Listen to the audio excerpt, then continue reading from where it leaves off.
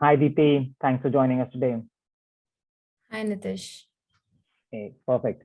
So, Deepti, today we are here to talk about one of the newest assessments, Peak Matrix assessments that we have done. And this time, this is specifically focused on the cloud services market. So, we've done this whole Peak Matrix or a vendor assessment on how different cloud services providers are doing in the region, what we're hearing from clients, and how we think that ecosystem is shaping up. So, thanks for joining and sharing your perspectives. As you think about this market, you did a whole host of analysis. I believe you looked at over 40, 50 relevant service providers, finally shortlisting the 28 that we will shortly see on the chart. We also spoke to over 30 buyers of these technologies and services to understand their cloud priorities and expectations and experiences with these service providers. And then you also looked at all the deals that are happening in this marketplace. And cloud in Europe is really scaling, as we know. So, do you want to talk a little bit about why we did this assessment? I believe this is the first peak matrix you've done for cloud services in Europe.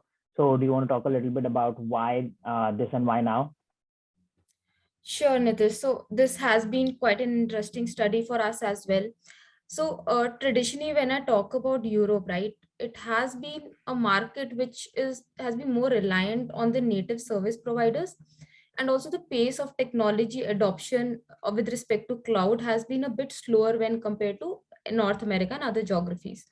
But what happened particularly after COVID, the COVID-19 pandemic, was that the European enterprises started opening up to different global service integrators, even system integrators, and even to the Indian IPP system integrators. And also, they started adopting cloud in a manner which was not done before. And the special thing about the market is that they are not so hell-bent on the cost like it might be applicable for other regions, but they are sort of embracing cloud for value generation. So this makes this market very interesting. And if I speak about the service, the system integrator point of view, what is happening there is that they are investing a lot into this market because they realize that this is the next big opportunity for them and next big bet for them after North America. So keeping all and all this in mind, we thought that this time it was the right time to publish this assessment for the cloud services peak matrix assessment for the Europe market.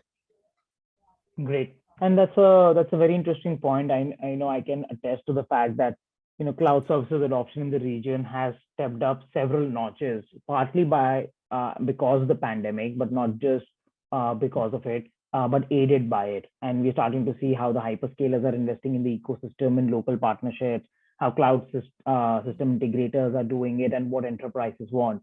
If you just think about the 28 service providers featured on this peak matrix, are there a few categories of players that you evaluated, perhaps? Yes, so what we learned during this assessment that there were certain categories which came up. One was the legacy system integrators, which we know of, or the traditional players such as HCL Technologies, TCS, IBM, Cognizant, DXC Technology. So these are end-to-end system integrators, and they provide services which are mostly infrastructure led, but then they provide services in other domain also, applications, data, etc. Then there are other set of players. Now those are engineering heritage players. Now these sort of players, they come with the engineering background and engineering expertise.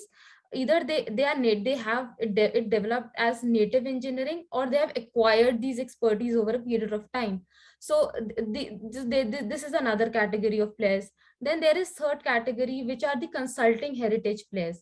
So when I speak about consulting heritage, these are majorly players like Deloitte, Accenture, who have led market conversations and led the deals with the consulting point of view, and also have a strong foothold in that area, and hence are expanding therefore.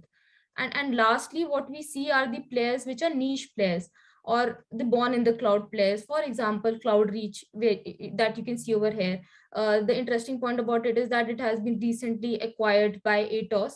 And what the market as a whole recognizes, that yes, there is this segmentation, and all of these players going forward will become very important aspects of the market, and we'll see many M&A activities, go to market strategies, and leadership changes happening all around the cloud services within all these players.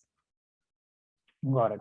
That's extremely helpful and insightful because as I can see, as you mentioned, with recent M&A in the space, I think specialist players, but also the need for talent, which a lot of the larger players also have difficulty sometimes accessing in different markets. And Europe, we must all recognize, is not a homogeneous market, right? Different regions and different clusters behave very differently. So having that local presence becomes paramount. So yeah, I for one can't wait to see how this market evolves. Thanks for joining and sharing those perspectives. For those of you watching, the detailed analysis is available in the video description and links.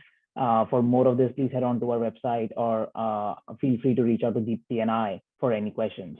Thank you for your time.